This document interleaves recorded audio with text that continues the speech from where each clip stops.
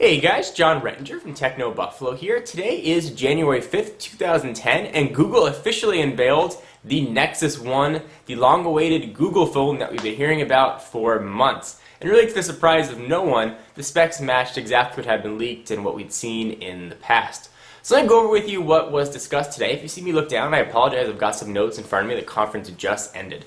So before Google got into talking about the Nexus 1, they mentioned that they're going to be having a more hands-on approach with their hardware manufacturers, like they did with Motorola when they came out with the Droid and the Click. And that's both good and bad. I think it's going to be good because you're going to have tighter integration with the operating system, and bad because the manufacturers might have to sort of bend over backwards and sort of work around Google's restrictions, but we'll see how that plays out. Let's move on to the Nexus 1. The tagline of the Nexus 1 is where web meets phone. Okay.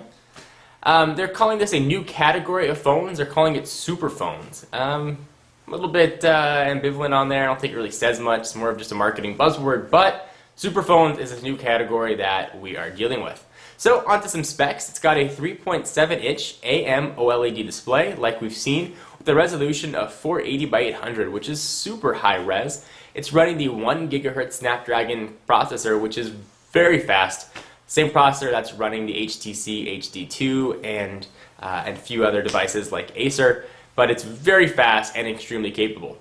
It's got a multicolor notification trackball. It just means the trackball is going to light up when different things are happening. Nothing really revolutionary there, but it's kind of fun. It's got, of course, light and proximity sensors. It's got an accelerometer and GPS, all the stuff you'd expect, especially now from a super phone.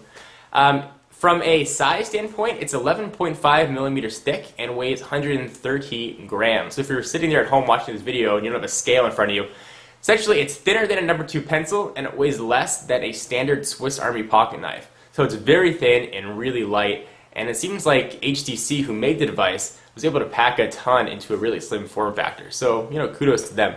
It's got a 5-megapixel camera with an LED flash, which is nice. Of course, it'll record video. And if you are going to record video, you get one touch uploading to YouTube, which is pretty cool. It's got active noise cancellation. It's got a couple microphones on there to help accommodate that, which is nice if you're driving and you've got a whole bunch of ambient noise or you're walking around in the street.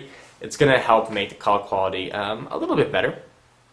You can also get some custom engraving on the back. There's a little bit of a metal plate you can put your name on if you want. So those are really the big specs of the device.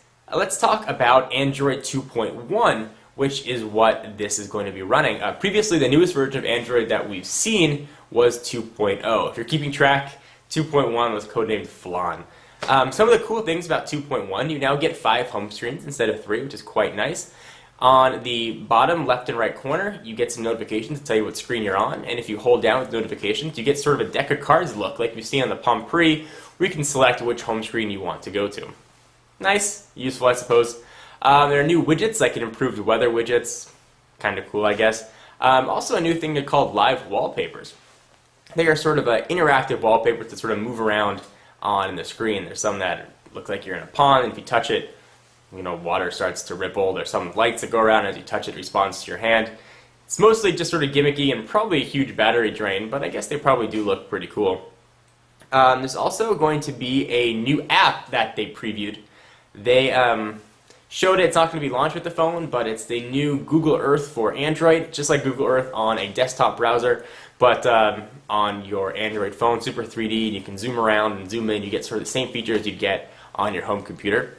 So onto some other Android 2.1 features. You've got a new application launcher. Gone is that little drawer. You now get sort of a 3D looking wheel. Really everything on this device is very 3D because now it can handle it because of the processor. So that is quite cool. You're also getting a new picture gallery with a whole bunch of 3D animations, which is quite nice.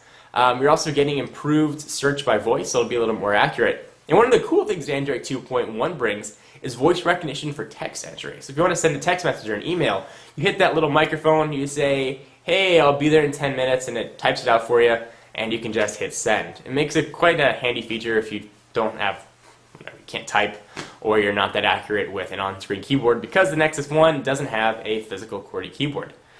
So those are really the highlights of the phone in 2.1. 2.1 will of course be coming to other Android devices, including the Droid. If you're wondering or waiting or feel a little bit ripped off, that you got a Droid and you didn't wait for the Nexus 1, but the Nexus 1, we'll get to that in just a minute. So how are you going to buy it? Google is now doing this new thing that they're calling a Google Web Store. So you can go to google.com/phone and you can check out some of the phones they have available. They've got the Droid up there. And you can buy really a lot of the Android phones on there, and you can be able to purchase new Android phones that are going to be coming out. So as of right now, if you want to buy the phone unlocked, which you certainly can, it's going to cost $530, and you can use it on AT&T or T-Mobile. Although with T-Mobile, you'll get 3G. On AT&T, you're only going to get Edge.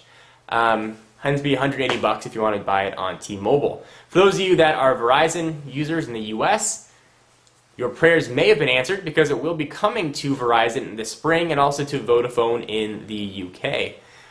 They're launching the web store first in the US, but they're going to be shipping or the unlocked version, to the UK, Singapore, and Hong Kong. So if any of those countries, you can go ahead and buy the phone and get it sent out to you. Google claims it's going to be shipping today. Looks like a really great phone, and I'm quite excited to use it. However, being an AT&T user, I'm a little disappointed that I will not be able to use 3G, and hoping that AT&T gets their act together and joins the Open Handset Alliance and gets us some Android devices quite soon. Of course, for all of your Nexus 1 coverage, stick around to the channel in Techno Buffalo. We're going to be going over this thing ad nauseum. We should have a device in-house later on in the week so we can sort of run through all the specs with you. Anyway guys, hope you enjoyed. John Rettinger, and I will see you in the next video. Bye-bye.